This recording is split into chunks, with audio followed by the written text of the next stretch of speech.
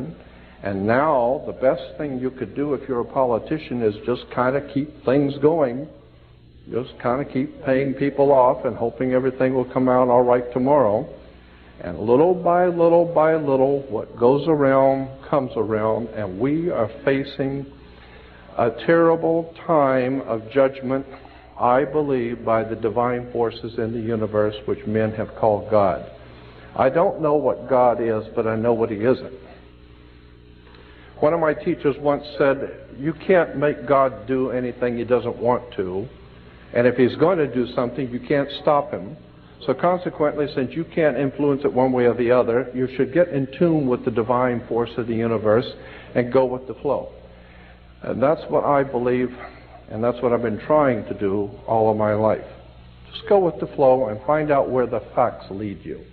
Because the more you begin to investigate what we think we understand, where we came from, what we think we're doing, the more you begin to see we've been lied to. We've been lied to by every institution. What makes you think for 1 minute that the religious institution is the only one that's never been touched? You can bet your bottom dollar that the religious institutions of this world are at the bottom of the dirt. The religious institutions in this world are put there by the same people who gave you your government, your corrupt education, the Knights Templars who set up your international banking cartels in the 12th, 13th, and 14th century are the same people that gave you educational institutions, colleges. Where do we get the word college? College comes from the collegia, the Latin Roman college of cardinals. I could go on for hours just give you examples. When you graduate, you come out with a square mortarboard, a black square mortarboard. What's all that about? Black square mortarboards. It has to do with the planet Saturn. Saturn, we're told that in the Old Testament that the Hebrew people, the Jewish people, were worshipers of one God. That's never been true, not true now, and never will be true. That's just one more story that's been given to us. That's never been true. The Hebrew people were worshipers of many gods, many different divine beings. They were the most eclectic theology on the face of the earth. Next to modern day Christianity is Judaism. Eclectic meaning it has collected from all over the world concepts and ideas and put it together and called it today Judaism. Judaism today is the most eclectic religion on the face of the earth. Virtually nothing of what it teaches is true. Virtually nothing of its supposedly background is true. And consequently, the world is filled with violence, bloodshed, disorder. Good people are dying. There are children who are starving. Our world is in trouble. And people are calling out to God for protection. People are calling out to God to help our nation, and never realizing for one moment that the divine presence in the universe not listening. Why? Because you have your own concepts of whatever you think is true, whatever you believe to be true, but you have never confronted the real truth. The real truth is that the people who are in power, who put this system together, have been in power for thousands of years. This has been going on from day one. I have the highest of respect for the Bible. Anyone who knows me knows I read it and study it all the time. But I'm also well aware that there are encoded messages. The rabbis will tell you that in the Old Testament is filled with encoded messages. Hello guys, welcome back to the channel. I hope that you're doing fine with the video today. Again, this is Reseacher Stories, and yet with a little bit different video. Now, probably I know this is something which somewhat kind of different, but I just want us to listen to what this gentleman says, because it seems like we've been brainwashed by the elites. What we term as a religion might not be what we think, according to Maxwell Jordan. Maxwell Jordan is an American researcher who was born in 1940 and died in the year 2022. He's talked about much of occult symbolism and secret societies and hidden meanings behind religious texts and government structures. Maxwell was particularly interested in the origin of modern day's religion, conspiracy theories, and manipulation of societies by elite. He was a controversial figure, of course, people who know him, often blending historical analysis with speculative theories, which drew both dedicated following and significant criticism. Today's video is really mind-blowing. The dark truth behind religion. Is what we pray really is what we are supposed to pray? Because according to Jordan Maxwell says that the number of problems, and he explains it very well, and he says that the problems that we are having in our today's society, why are we having diseases? Why are people dying? Yet we are praying to God. Maxwell Jordan answers this by saying we are praying to the wrong person, because the elites brought the wrong person to us. And so I really find this video engaging. But what I will say also is that you are allowed to hear the information, but what you take from it, it's upon you. If you decide to believe it, if you decide not to believe it, I'll leave it in your hand. But it's always important to give it a hear and get really hear what this gentleman really says, because for me, he says a number of things that we'll need to really look at them in a deep lenses. I'm not a student of theology or something, but I see it that these topics are really important. And the fact that we are having Jordan Maxwell, who talks about this topic, it's really important, because they've been known for having this mind-blowing information and shares the information to people. And I hope every religious person, every person watching this video, kindly be open-minded and be accommodative, so that we can get to learn. It's all about learning. It's all about enlightenment. Sometimes it is always good to hear what our ears don't want to hear, because it's good for the ear, right? So I want us to watch this video. This video is a video which was taken years and years ago. But how really important it is really important. And I'll also advise you that you might want to turn on closed captions, because there are some parts of the video which are censored. I don't know why, but for critical issues, I want us to watch this video, and then you just tell me what you think about this video. Then I'm gonna be telling you what I think about the whole concept of the dark truth about religion by Jordan Maxwell. I hope to see you at the end of the video, where I'll be giving my critical analysis in regards to what he said. As I said, the opinions that I'll be sharing are not from a theologist. The opinions that I'll be sharing opinions in regards to articles which has been rated that analyzes what Jordan Maxwell says. So let's dive right into the video. And if you're watching this video for the first time, please subscribe to the channel, because this video is going to make us think things. And I'm not saying that I'm agreeing with everything he says, because he speaks in codes, and somebody who speaks in codes wants you to unravel the information that he gives you, right? So that's his format of communication. So I want us to watch this video, then I'll be back. I promise I'll be back. So stay tuned. I believe that Christianity is probably the most powerful encoded message the world's ever had. It's one of the oldest messages in the world, and I believe that the Christian teachings in the original scriptural understanding is the most important, volatile story the world's ever known. And it's sitting right in front of you, and most people don't even see it. It is an encoded story.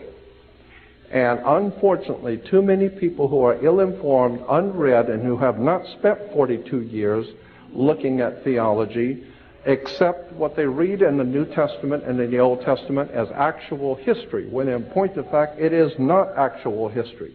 There is a message behind the message.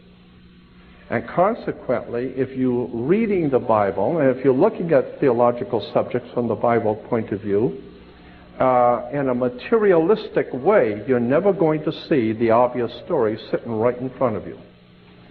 I believe that the story in the New Testament, and I'm concerned about this because I believe the world is now facing another dark age. I think that we are now preparing ourselves to go into a very dark time that's coming on the earth. And I believe that the message that's in the New Testament is a very powerful, symbolic, metaphysical story that is not very well understood today. Let me go back to the original Hebrew religion. Because it forms the basis for Christianity, we need to look at where did any of these things come from. I'm famous for doing that. I couldn't care less who I offend. I want to know the truth. And all you got to do is go to any good library and just start reading. There are hundreds of great reference books out there that tell you where things have come from. First of all of the things which are going on in this world today, from 9/11, all of the wars in the Middle East, all of the incredible bloodshed that's being spilled all over the earth, can be traced back to, and you might want to remember what I'm saying here, because I'm sure you're not going to make the connection when I first tell you, but I'm going to try and explain it to you. The things which are happening today, the people who are in power in this country, the great generals from around the world who are planning wars and violence and bloodshed, all of this stuff can be traced back to the planet Saturn. Saturn is a very, very pivotal, important concept in theology and religion. And most people have never been told any of this and have no knowledge of it at all. But the planet Saturn is very important in world affairs, in theology. In the Islamic belief, the holy city of Mecca, which is in Saudi Arabia,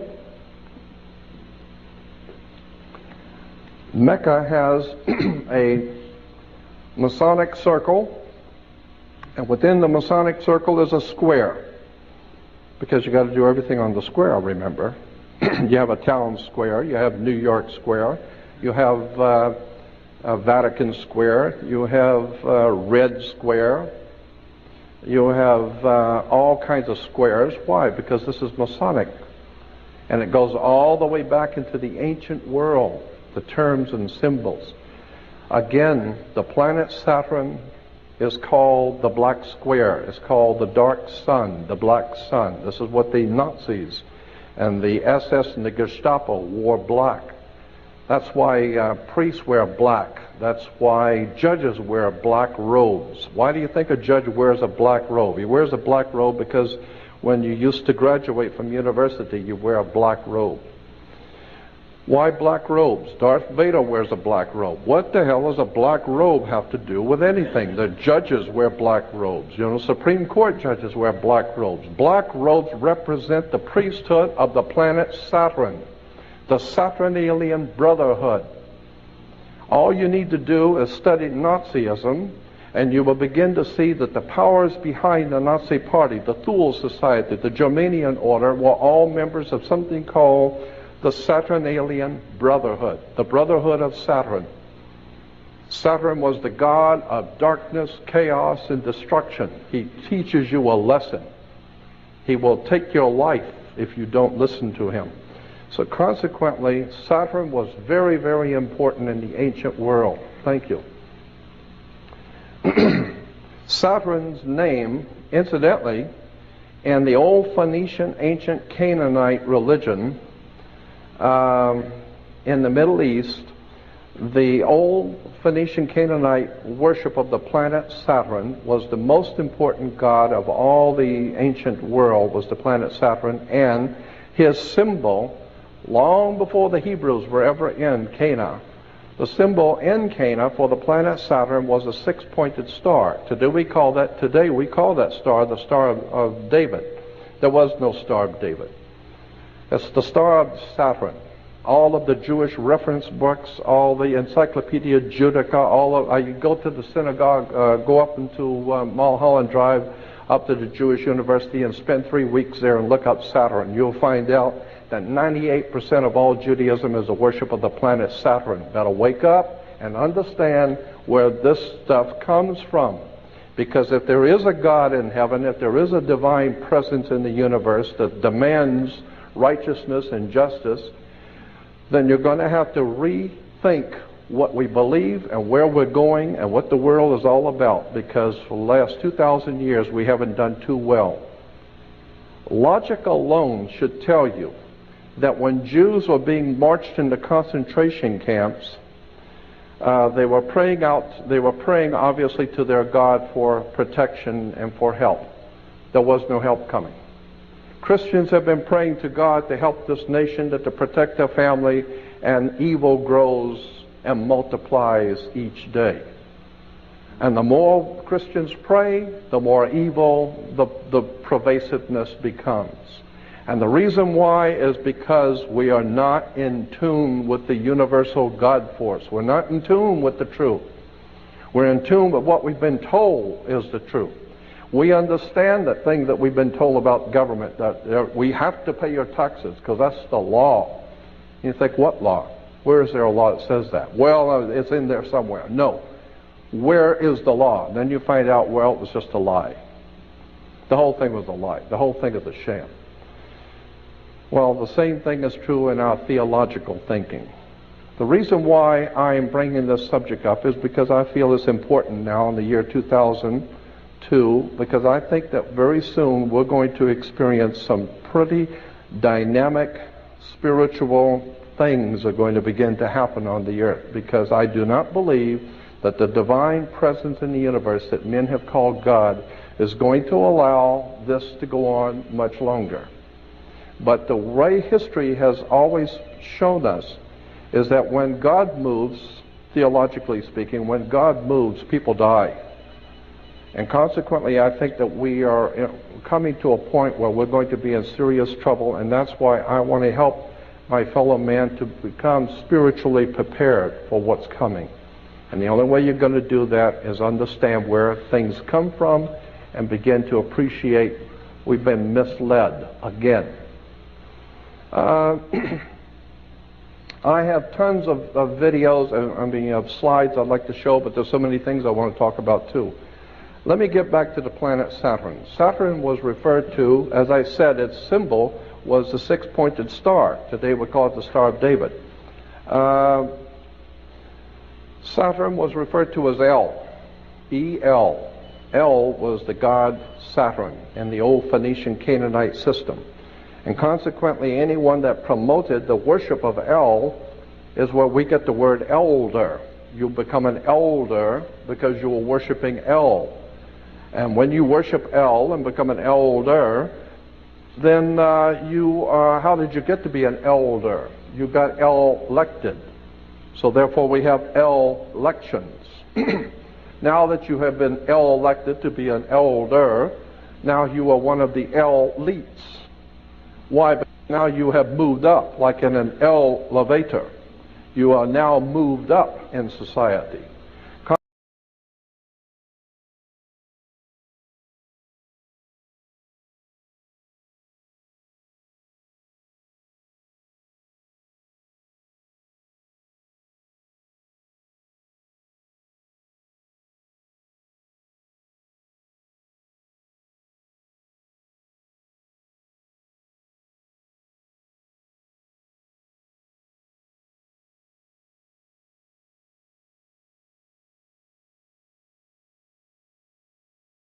World.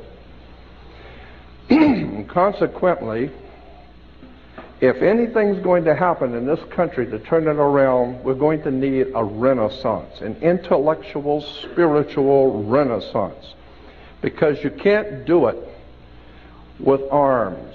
Adolf Hitler rose to power the same way George Bush did. It's the simple Mickey Mouse routine that it works every time. I'm ashamed of this country, and I'm ashamed of the people who call themselves Americans who drive around with a damn silly-ass flag on their car and not even realize that's not an American flag. All you got to do is do your homework. You'll find out that is a United States flag. And it's not even an original United States flag, because an original United States flag has these stripes going vertical, not horizontal. But who the hell knows that? Who cares? I mean, we just put a flag on your car and drive around like a fool. It is a disgrace. Somewhere along the line, we're going to discover we've been had, if we haven't already figured it out. I want to show you how the planet Saturn, the Saturnalian Brotherhood, the worship of the planet Saturn. Saturn's color was black. The black, each one of the gods and each one of the planets were associated with a different color. Green was associated with Venus, and that's why today in Islamic countries today you will see all of their flags and harlotry in Islamic world are in green.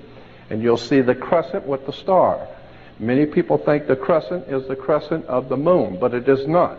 According to the actual research documents, the crescent on the Islamic flags is the crescent of the planet Venus. And the star represents Venus. It is a religion that is based on the worship of Venus, but which has incorporated the Saturnalian philosophy in it. So, like all the other religions, it is also a very eclectic religion. We hear that God's name is Yahweh. Let me tell you something about Yahweh. I mean, I've spent 42 years looking at this stuff, and as far as I'm concerned, I'm amazed at how many people don't even begin to know what these words mean. Yahweh is not the name of God. Yahweh in Hebrew is an expressive term.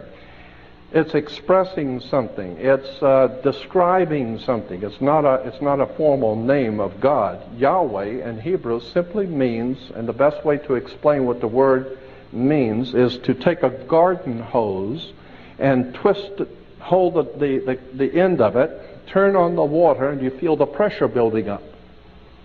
When you release the hose, it's a release of pressure. It's a release of energy. In the Hebrew, in the ancient Hebrew, the release of dynamic energy was called Yahweh. And it was always associated with sex. It's the building up of the sexual urge, and the releasing of sex in the sex act was referred to in the ancient Phoenician Canaanite system as being one with Yahweh, the explosion of divine creativity. That's why our Jewish physicists have told us the universe came into existence by a big bang.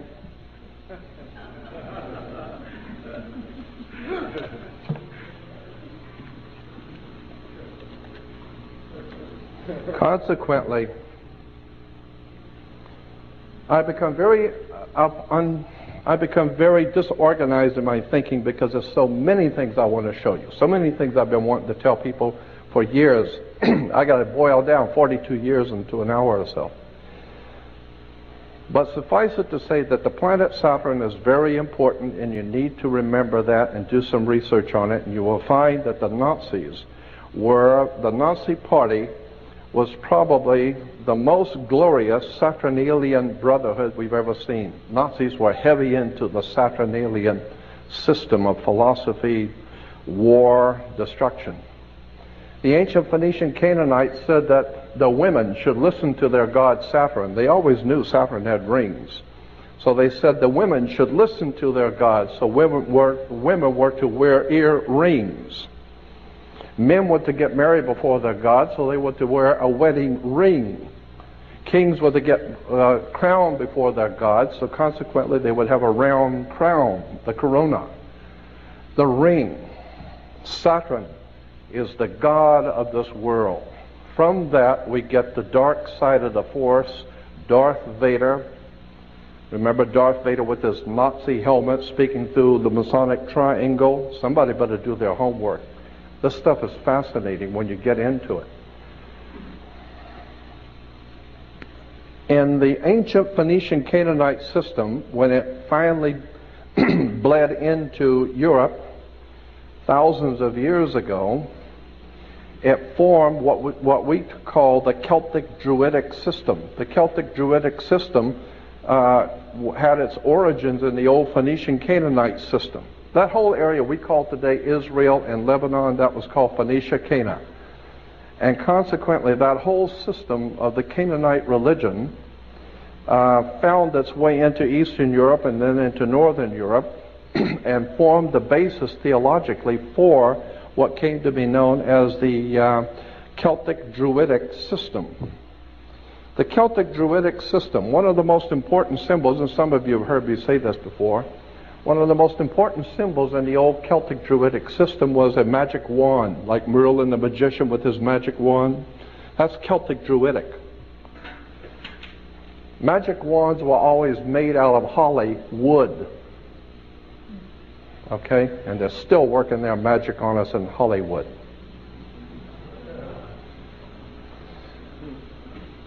The system that we are under is a most manipulating, exploiting system that's ever been put together. But I'll tell you one thing. The Steven Spielbergs and the George Lucases and the Michael Eisners and all the guys that run the entertainment world, all of them are many things, but stupid is not one of them.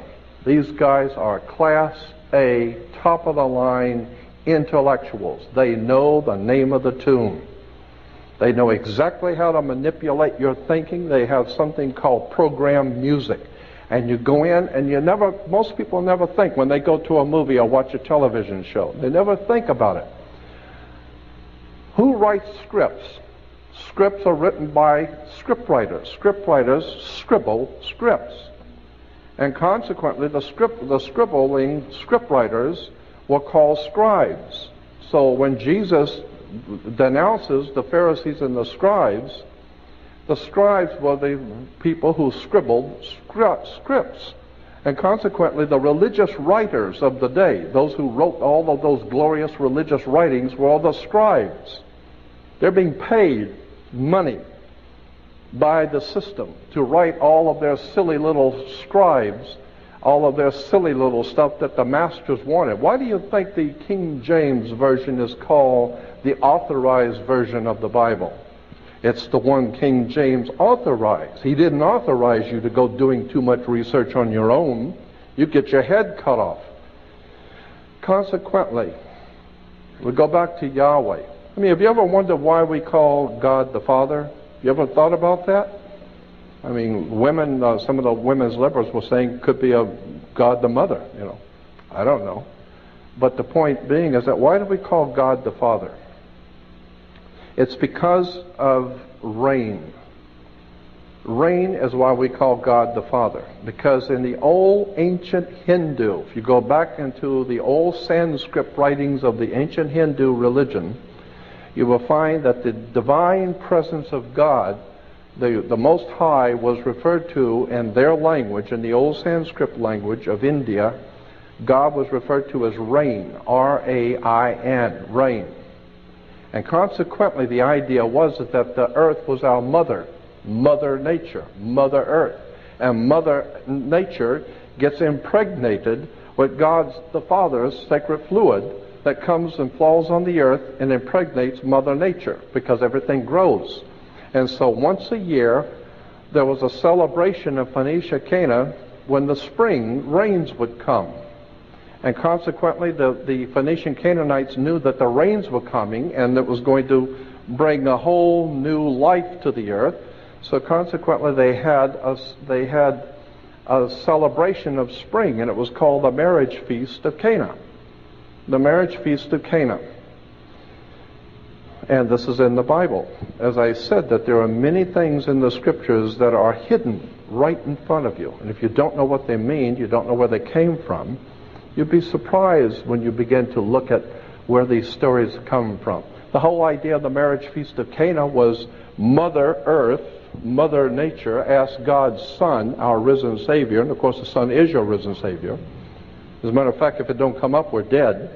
So consequently, the Son was our risen Savior, and so Mother Earth asked God's Son to draw water The water is drawn by the sun, so it can grow, it can fall on the grapes, and the grapes can be made into wine, so it changes water into wine.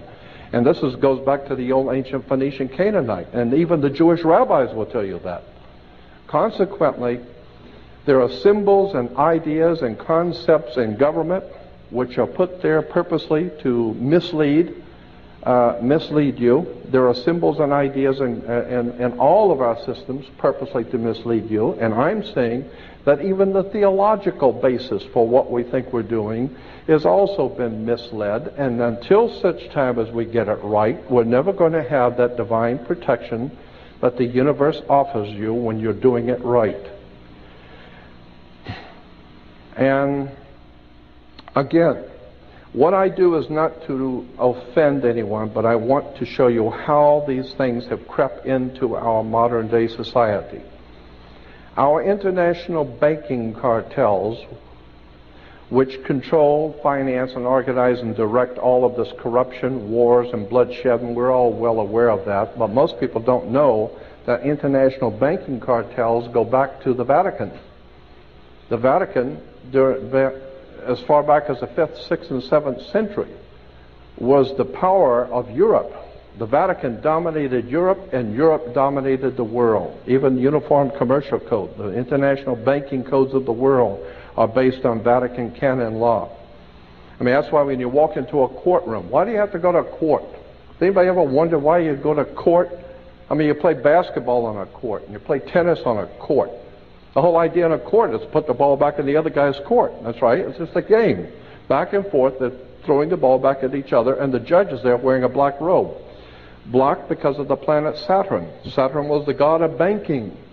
That's why the judge sits on the bench. Look it up. Look up the word bench. You will find the word bench is a Latin word for a bank. So the judge rules for the bank. He don't care who's going to win or lose. Somebody's going to pay. And he's going to get paid. What does he care? Okay? So consequently, the judge rules for the bank. He sits on the bench. The whole idea is you're in court to play ball back on the court. How do you play tennis on a court? You play with a racket. Why? Because the whole thing is a racket. They're using terms and symbols and emblems. And they're playing on you. You know, a lot of people think, well, these are just play on words. Don't bet on it.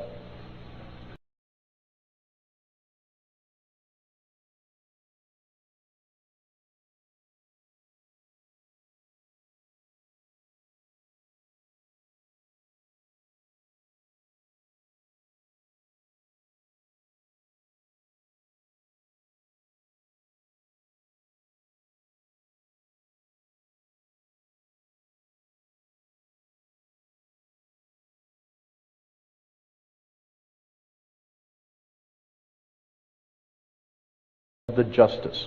That's why it's a criminal justice system. Okay? The mafia runs this town. I personally know that.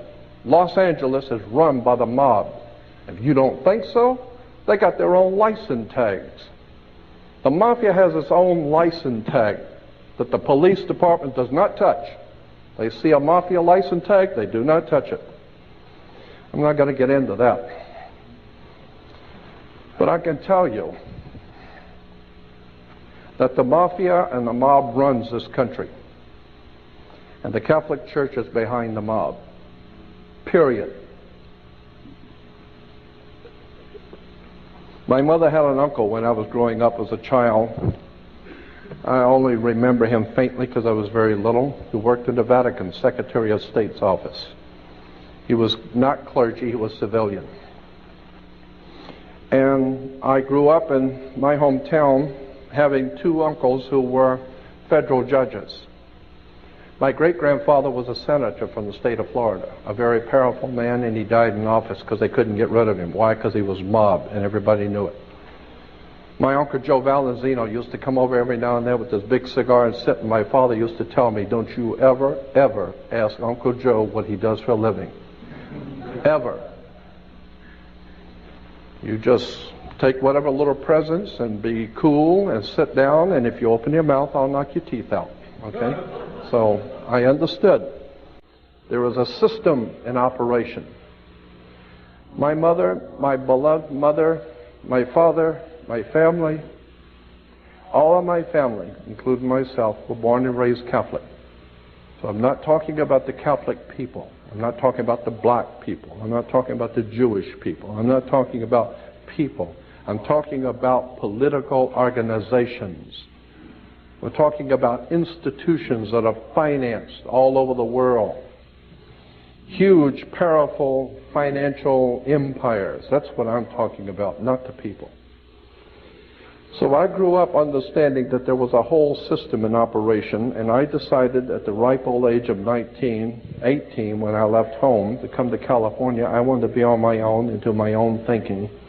And I started out immediately collecting and reading books on Nazism, the communist movement, the philosophies, all the different occult sciences.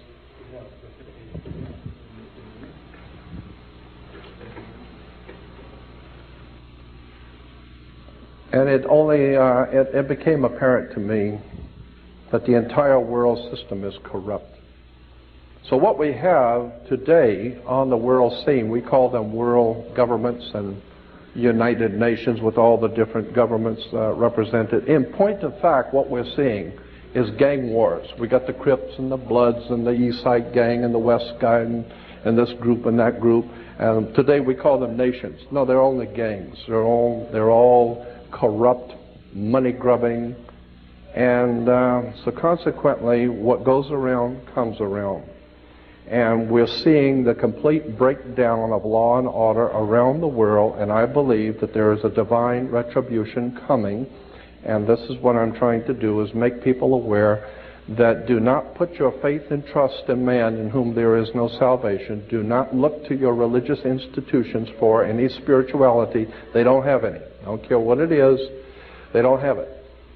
The very word church, the word church is an English word. From the King's English, it goes back to a word in Scottish, kirk. K-I-R-K is church in English. Kirk in Scotland goes back to a Roman goddess, Circe. Circe goes back to a Greek goddess in Greece called Circe. Circe gave birth to Roman Circe. Roman Circe gave birth to Scottish Kirk, and Scottish Kirk gave birth to the English word church. So consequently, when you go to church, just remember it goes back to Mother Circe in Greece. Circe, if you go back to the library and get some books on Greek mythology, it will tell you that her name gives birth to what we call the church today. And Mother Circe was able to hypnotize people and bring them into her home, hypnotize them, and so that they would lose their mind and become animals, and then she would feed off of them, eat them, and feed off of them. That's Greek mythology, Mother Circe. So consequently, Mother Church has done just that. She has hypnotized people, brought people into her house, and consequently lives off of them. One of the most important financial institutions in the world is the Roman Catholic Church, and all the other churches like the Mormons and Seventh-day Adventists and Christadelphians and Jehovah's Witnesses are trying to catch up with. Consequently, all you need to do is just go see Godfather 3, and it will tell you, that's a true story, Godfather 3, about the killing of the Pope, when the propaganda duet, the P2 Lodge of Freemasonry, had to get rid of the Pope, because he was a good man. That particular Pope was a good man, and he wanted to try and straighten out the church, and they figured they'd better straighten him out. So he was dead. He died on the 33rd day of his pontificate. He died on the 33rd day. I think that's interesting. And that's in the movie Godfather 3. Consequently, I don't know if you know this or not, but at the end of the Second World War, to show you another facet of the church's work, during the Second World War in 1945, actually early 45, when the Germans and the Nazis began to see that they were losing the war, and it became evident that the Nazis were going to lose, the powers that be in this world wanted to get the top Nazis out of Germany before the Russians or the other Allied forces came through and would kill them.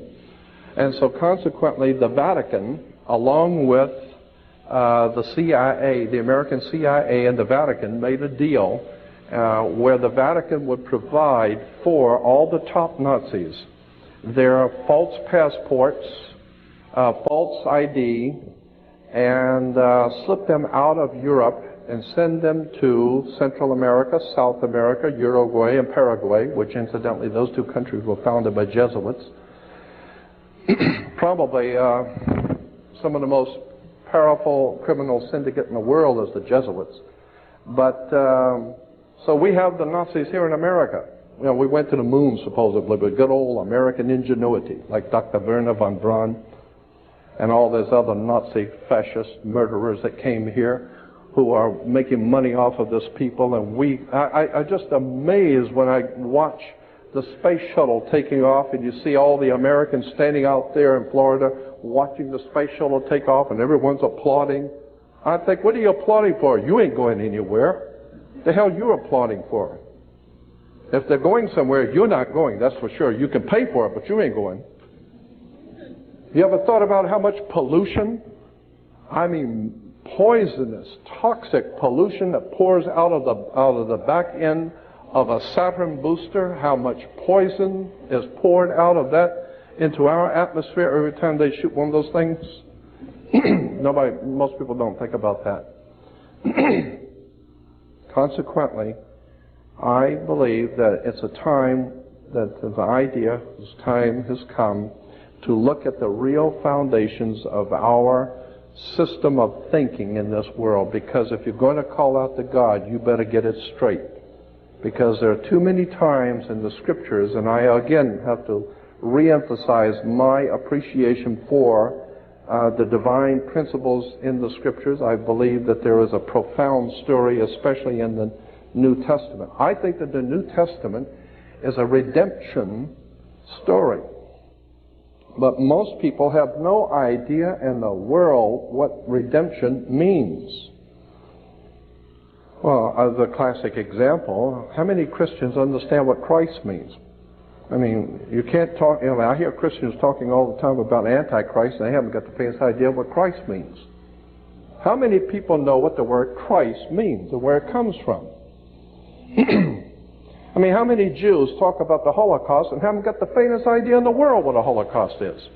Oh, a Holocaust is a terrible tragedy. Oh, it's a big fire or something like that. It's terrible something. No. That's not what a Holocaust is. A Holocaust, according to the actual research documents, means a sacrificial, ritualistic burnt offering. When Abel and Cain and Abel in the Bible offered up a sacrifice to God, the word in the Hebrew Bible is they offered up their holocaust to God. So a holocaust is a ritualistic, sacrificial, burnt offering. Get it right. Why did the Jewish leaders in this country and around the world use the term Holocaust? Very interesting. I think that they are not telling us the whole story. Consequently, as I said, how many Christians use the word Antichrist and don't even know what the word Christ means? Christ comes from Christos. Christos in Greek means oil. That's why you have Pillsbury cooking oil called Crisco. Crisco is Christo. Christo is Christ. So Jesus Christ is Jesus the oil. I mean, that's what it means. Jesus oil. Okay? You say, well, Jesus, why? Well, because Jesus was the anointed. When you always become anointed with oil. The kings in Israel were always anointed with holy oil, so they became anointed. You know what the word anointed means in Hebrew? I don't want to get into that right now. Basically, anointing comes from the word sex.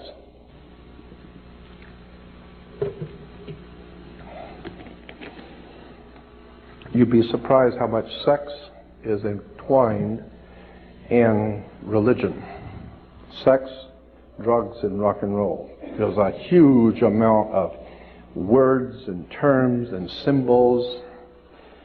And when we begin to see how these stories have been put together and misrepresented, again, I believe that the Bible has been misrepresented.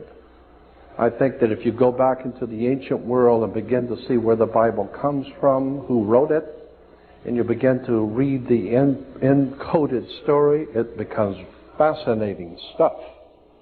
And when you understand that, and I do a whole lecture, sometimes it takes 4 to 5 hours for me to do it, on astro-theology. Astro-theology is the basis for all religion on the face of the earth. It's called astro-theology. Happily, most people don't know that, so nobody's offended. But most people do not realize that astro-theology forms the foundation for virtually all religions on the face of the earth. It has to do with the worship of the heavens. And if you go back into the most ancient times, and this is a subject I've always loved, is ancient theologies. If you go back into the most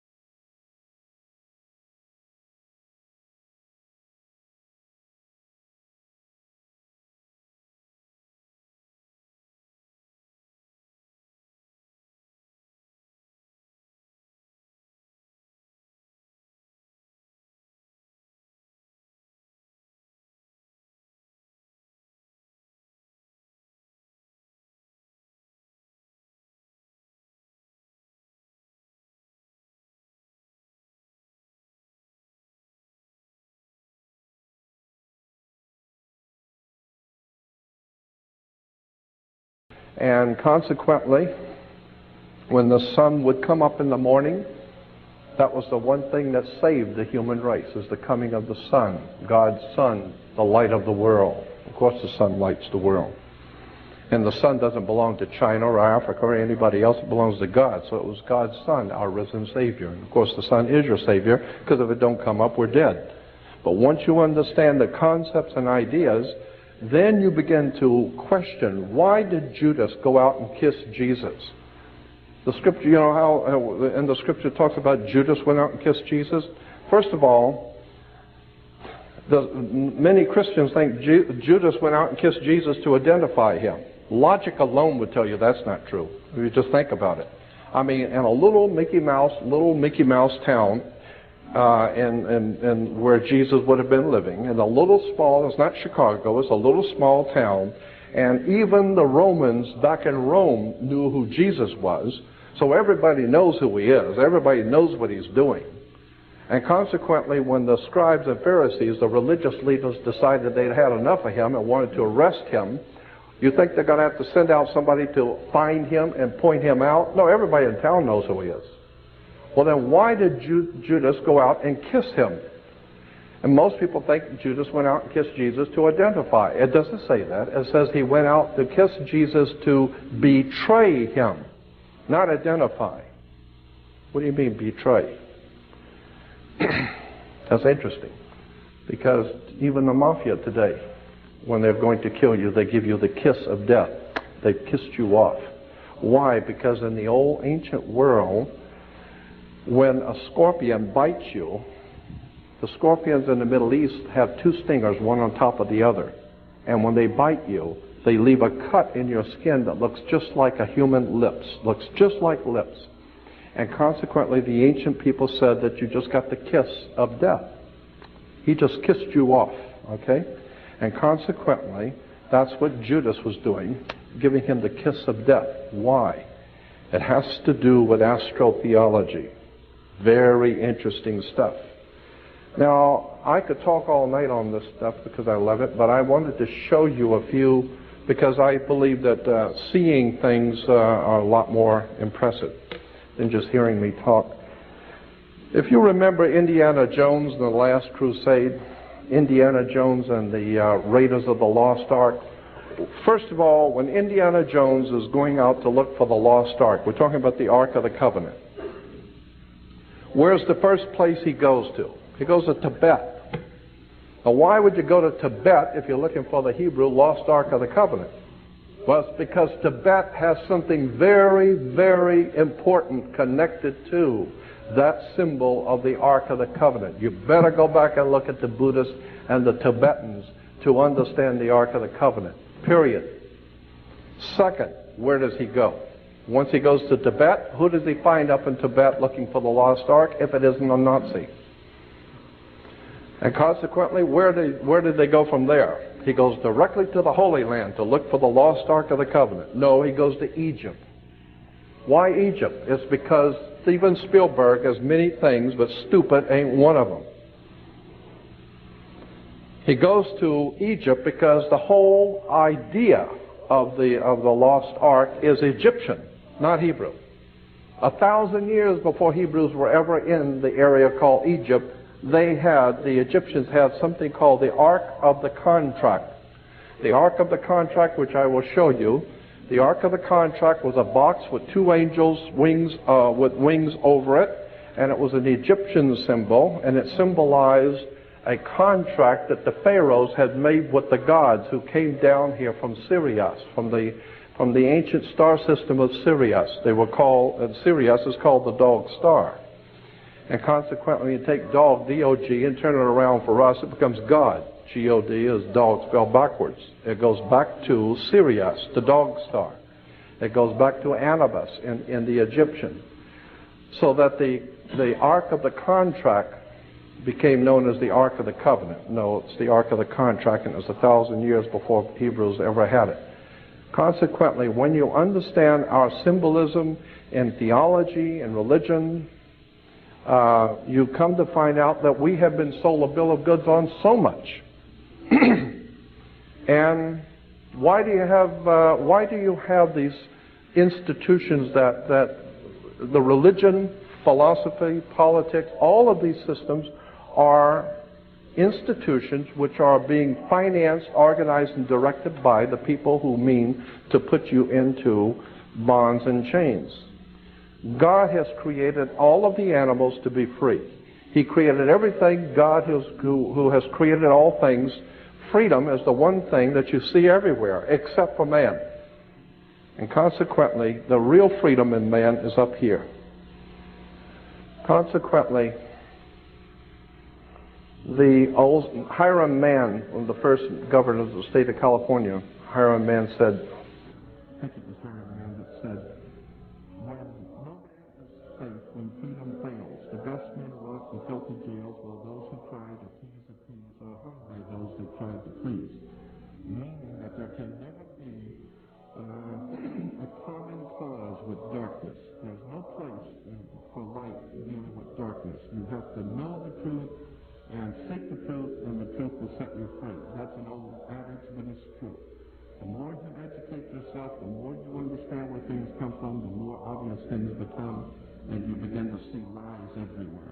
And now you're in tune with God, and now you can begin to see where things have come from and where they're going. Let me show you a few slides, because I got tons of them, and you don't have to put that in right now. No, I just... So this is what I came to hear, or this is the breakdown of what really Jordan Maxwell was trying to talk about. Now, the key points of his argument, these are one of the most important things that I think we need to talk about. He talks about things to do with religious symbolism, right? And he talks about the black gown and everything, and he describes it. Why do we see students wearing gown, lawyers wearing gown, priests wearing the black gown? What is it in this black gown? Now, talking about religious symbolism, Maxwell claimed that many religious symbols, rituals, and narratives are derived from ancient pagan traditions, astrology, and occult practices. For example, he argued that the story of Jesus Christ in Christianity is closely parallel to older mythologies, such as the Horus in Egyptian mythology of such as the mythology of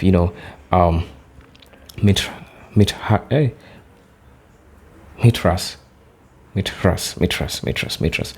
such as the mythology of Mithras. in Roman traditions. And he also talked about astro-theology. Astro-theology. He emphasizes that much of religion, especially Christianity, is based on the worship of celestial bodies like the sun and natural circles. He pointed out that many religious holidays and events are aligned with astronomical phenomena such as solstices and equinoxes. And I think there's some things that I can relate to that he says about worshipping of the sun and everything, because we have communities also in Africa that looked at the sun as the source of energy where the creator came from.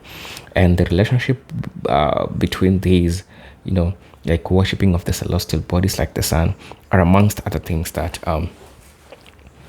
Dr. Jordan Maxwell talks about astro-theology, people who are pray to celestial bodies, like and even the calendar, the holidays, what people celebrate, are aligned with astronomical phenomena, like because we are going in months, seasons, and everything. He also talks about manipulation by the elites. Maxwell argued that religious institutions were deliberately constructed to keep people in ignorance and submission. I remember when he talks about who said that we are supposed to be paying taxes. He asks that question, right? So these are things which the elite came with. These are things that the elite structured. These are things that the elite made it so that we can become submissive. And if you are ignorant enough, you will just continue be submissive to these things. He believed that the true spiritual knowledge was reserved for the elite, who used religion as a tool to maintain power and control over the masses. The people who knows the truth don't want to share with you the truth, and the people who know the truth are the elites. The elites know the truth, and if you know the truth, they won't let you know the truth. Now, what do? They change. They put structures. They put social controls. They put social controls, church, including them. Religion is a social control tool, right? So they put things like church, religion, the social control thing, to maintain power and control over the masses, right? There's something important which he talks about the Bible as a metaphor. He suggests that the Bible, rather than being a literal historical document, is a complex allegory filled with hidden meanings and codes. According to Maxwell, understanding these metaphors and symbols will reveal the true nature of reality and the forces at play in the world, right? And as I said, what I know about Maxwell Jordan is that he really speaks on codes, and you need to unravel a number of things that he says, because really a person who speaks on codes, and he speaks symbolically, he speaks metaphorically, so that you need to unravel, because some things might not be good to everyone, but it's always good for the ear and for the understanding of people. I'm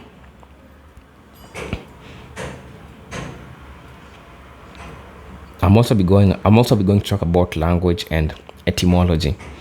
Maxwell often discusses words and phrases in religious texts, arguing that their true meanings have been obscured over time. He believed that by understanding the original meaning of words, one could uncover the hidden truths embedded in religious doctrines. At some point, I agree with him in this point, and I agree with him, right? Because even for black people, the elites used the Bible to continue enslaving black people. Like, you slave, you will be submissive to your master. You understand how incorrect or how unright that was, right? So the meanings which is embedded in religious doctrines are still not right. And amongst other things that he talks about, that he also talks about this, and he also says this, which I believe that it is important for us to know. So some people will ask, why is this guy talking so much negative about religion, or why is he so critical about religion? And I'm gonna be telling you why Jordan Maxwell was so critical about religion. So first, okay, so he wanted to challenge challenging the orthodoxy. Maxwell's idea encouraged people to question the official narratives of religious institutions and to explore alternative interpretations of spirituality.